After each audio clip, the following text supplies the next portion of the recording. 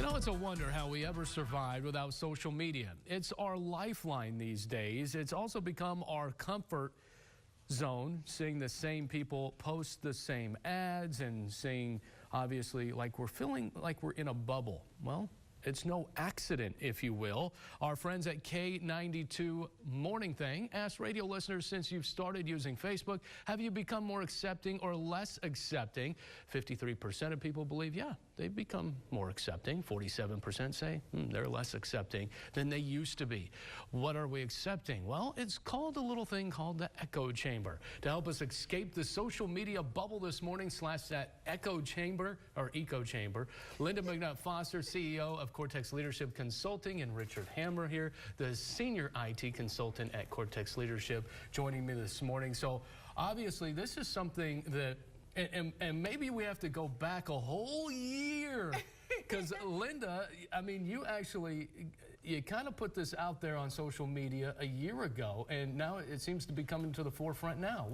You remember that tweet you had a year ago? Yeah, it was, I believe in the collective wisdom of people that completely disagree with one another. And that's not really what's happening anymore. People aren't, like, we're dividing into camps instead of going, it's actually healthy that I completely disagree with you, and it's about how do we have a conversation. And with the algorithms set up in social media, it's becoming more and more difficult to actually do that, to listen to a different point of view, and especially to have a decent conversation about it. What's the real danger of an echo chamber? It's because you're not hearing different points of view, so you're only hearing your own. You know, if you're in an office and all you're hearing is your own voice, if you're a leader and that's the only opinions you get, you're looking for confirmation, not information. Your decisions aren't going to be as good. So is it more dangerous, though, professionally or personally? I think it's both. I mean, I think that it's death. It's a death trap to business if you're not listening and gathering information. Personally, it's just like, how are you going to grow? How are you going to develop? That's a business we're in. So how are you going to move forward if you don't have anyone around you that completely disagrees with you on something? So exit stage, or interstage, right, I should say, is Richard, right? Because our Google feed, I do a lot of searches myself on everything. You type in questions, you look up certain things that you want more information about. Is it affecting what we're seeing, what we have in social media and what we're seeing online? It absolutely is. Everything you search for, everything you click, every ad you click on, every website you visit for shopping, Cyber Monday, everything you do influences the information that you see and information that you have available to you, and focuses in on delivering information that makes you happy or want to engage it more. So it absolutely does. Are you telling me I'm being brainwashed every time I get on social media? In essence, yes. I mean, the truth of it is you're being presented information that's designed to make you engage the platform more.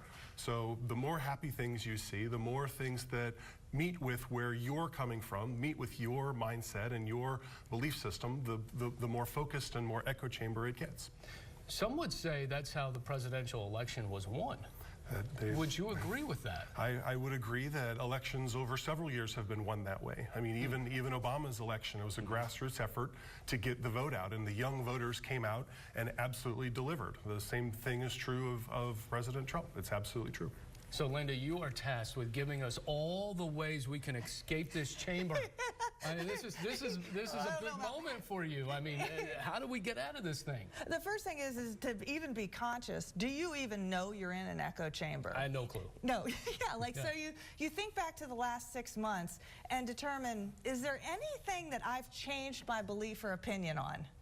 If there isn't anything that you've actually changed your opinion on because you've collected some information, that you're probably living in an echo chamber. So the first thing to do is to become aware that it's actually happening to you, and start asking more questions and start contemplating more what you're actually being told. Look for information, not confirmation of your ideals and beliefs. Interesting. All right, Richard, Lynda, obviously great information as always.